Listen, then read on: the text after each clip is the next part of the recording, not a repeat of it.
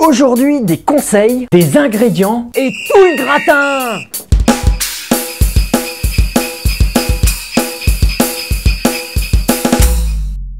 Oh oh oh! Et voilà, c'est le dernier épisode de l'année. Alors oui, j'aurais pu vous faire un conte de Noël ou un cover de batterie de Petit Papa Noël. Oui, ça aurait été un cover extrêmement nul. Mais non, j'ai pensé à vous avec un épisode un peu plus long. D'ailleurs, mets-moi une musique bien déprimante. Tu me fais chier. Déprimante, je t'ai dit. Alors décembre, c'est pour certains la fameuse réunion Vaseline dans laquelle on vous annonce la suppression de votre prime de fin d'année. Et pour d'autres, c'est la réception de cadeaux aussi inutiles et pourris que le contenu de mes vidéos. Ouais, c'est triste, alors j'ai décidé d'être comme le Père Noël. Gros et rouge. Gentil et généreux. Généreux. Et ma prime, fumier. Ta prime? Eh ben remets-moi la musique de fond habituelle. Et puis casse-toi, t'es viré. Joyeux Noël. Alors pour ce dernier épisode, je vous offre généreusement un Tutoriel vidéo complet, explosif. sur un sujet inédit et longtemps conflictuel. Comment faire et réussir une belle et grande queue-leu-leu. Attention, je ne parle pas de chenille, mais bien de queue-leu-leu. Et je vous confirme qu'à la fin de cette vidéo, vous pourrez rivaliser fièrement en concours international Queue-leu-leu-lard. si toutefois ça existe. Pour commencer, je vais d'abord vous dévoiler le secret et la réponse universelle sur... La différence entre la chenille et la queue-leu-leu. Ouais, j'avais dit que ça allait être explosif. Les deux ressemblent visuellement parlant à un train, avec une locomotive et des wagons. Il y a même des fois un wagon-bar. Mais le secret et la différence est le nombre de wagons ou de participants. La chenille est beaucoup plus petite et possède, comme l'insecte du même nom, un maximum de 12 sections, le tout précédé d'une locomotive. Une queue-leu-leu est composée de plusieurs chenilles, lui permettant d'avoir un nombre de participants similaire à mes pouvoirs et surtout à ma connerie, c'est-à-dire...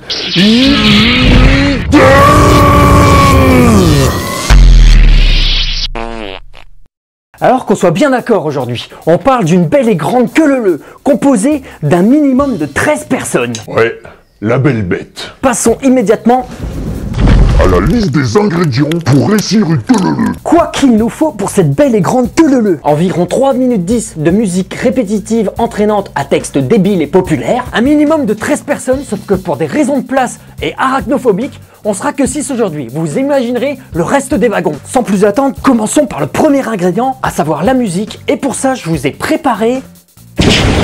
Des musiques de merde pour réussir une queue-leu-leu. On a vraiment le choix. Et j'ai sélectionné qu'un échantillon. Mais on va partir d'une logique. Plus c'est ringard et bof, plus c'est queue-leu-leu-lien. La tendance queue-leu-leu. Numéro 5, Sébastien Patoche et son trouage de slip. Oui, je sais, celle-là, faut être aidé par l'alcool. Car c'est une pâle imitation humoristique caricaturale de notre idole à tous, Patrick Sébastien.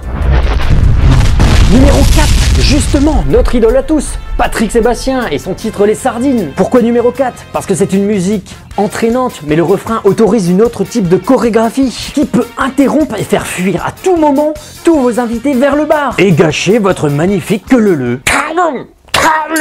Numéro 3, c'est lui qui sponsorise depuis 1966 le calendrier des pompiers. Et c'est Sacha Distel avec son titre L'incendie à Rio. Là on a tout, musique, texte entraînant, mais son titre est pénalisé car il ne dure que 3 minutes. C'est dommage et insuffisant. Numéro 4, la chenille de la bande à Basile, dont les paroles m'ont perturbé pendant plusieurs semaines. Pose tes deux pieds en canard. Non mais ils ont dit, pose tes deux pieds en canard. Depuis quand ça a des pieds un canard? Et puis, ils ont une technique spéciale pour les poser à leurs pattes. Et puis la phrase de la rime qui est encore plus perturbante.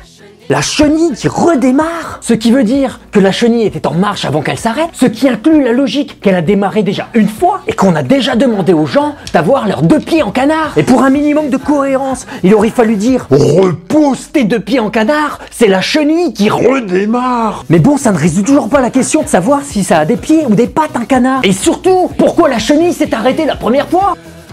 Et puis d'ailleurs, on s'en branle. Et enfin...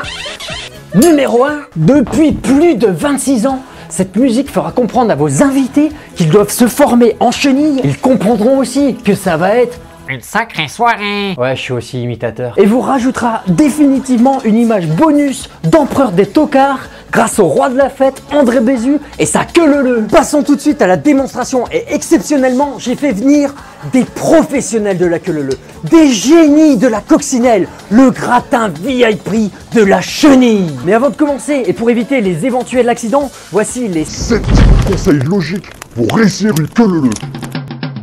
Numéro 7, la position des bras est importante. Elle doit former un angle de 45 degrés si la personne devant vous est plus petite, jusqu'à 160 degrés si un géant est devant vous.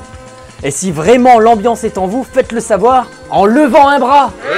Dans tous les cas, en voiture comme en chenille ou en queue leu, attachez-vous, c'est important. Numéro 6, au risque de vous ridiculiser, les queue leu solo sont réservés uniquement pour l'entraînement à la maison. Il est complètement con et inutile de faire une queue leu tout seul, sauf si vous êtes schizophrène, bien évidemment. Numéro 5, soyez ambitieux et créatif. Déguisez-vous, l'effet désinhibiteur de l'accoutrement vous donnera la sensation d'être le roi et vous serez naturellement beaucoup plus impliqué dans l'ambiance de cette belle et grande queue leu. Numéro 4, ne forcez personne à rejoindre une queue leu pour la même raison qu'il ne faut pas sélectionner de wagons, enfin de personnes trop alcoolisées. Une personne trop bourrée ou non motivée sera un point mort et risquera de gâcher le plaisir à tous. Si vous avez un cadavre à portée de main, essayez chez vous, vous verrez que c'est lourd. Numéro 3, on en a déjà parlé au début, mais le choix de la musique est important. Bah oui, on pourra jamais faire de queue leu sur du Rammstein ou du Dunkelnacht. Sauf si on a que des potes fans de death, hard rock, acide, metalcore, extrême à tendance psychozoïde. Prenez-en une bonne, une bien entraînante, au texte débile et répétitif qui fera comprendre à vos invités que vous voulez les voir s'assembler en chenille puis en queue leu dès les premières notes.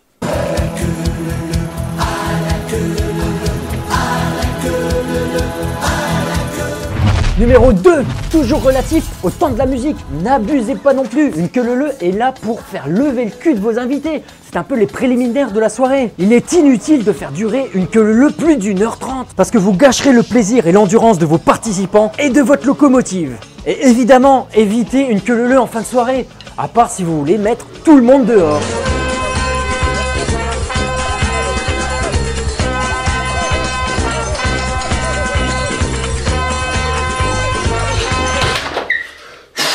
Numéro 1, concernant la locomotive, privilégiez quelqu'un avec de l'expérience, quelqu'un qui a du kilométrage au compteur, une personne experte en chenille, queue leu et coccinelle, parce qu'il faut savoir que cette locomotive va devoir tirer un minimum de 14 personnes. Combien ?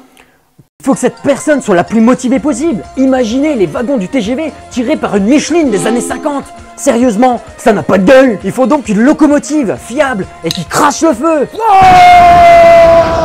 Une personne qui ait de l'énergie, qui mette l'ambiance, qui soit fédérateur de cette symbiose humaine, capable d'improviser en toutes circonstances, capable d'éviter les obstacles, qui devra affronter sur les rails. Et comme je sens que vous avez envie d'être en tête de ce magnifique train, je vais vous donner les Conseils spécifiques bonus pour réussir une magnifique et belle et grande queue leu. C'est un peu long ce titre. La locomotive peut à tout moment se permettre de couper sa trajectoire, faire marche arrière, repartir en avant, zigzaguer, s'accroupir et marcher en canard, et sans prévenir, à tout moment utiliser le mot changer et se retrouver à pousser le train au lieu de le tirer. Voilà, avec tous ces conseils, j'espère que vous réussirez votre première queue leu. J'espère que ce tuto vous sera utile pour les fêtes de fin d'année. Et même au-delà. Je vous laisse avec les covers surprises qui sont cachés dans les cadeaux. Vous n'avez qu'à cliquer dessus si vous êtes sur YouTube. Et nous, on se dit dans 15 jours, 3 semaines. Et puis, bonne fête de fin d'année. Vous êtes prêts les gars? On y va!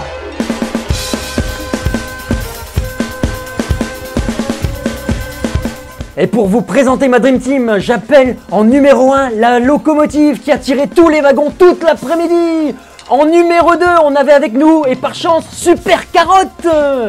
Et il est venu de très loin, notre wagon-bar, Rocco. On avait aussi avec nous Diffoul, on le savait même pas, mais c'est un DJ biélorusse. Et Natalia qui nous a fait l'honneur de finir ce train. Voilà la Dream Team au complet. On y va les gars! Bonne année!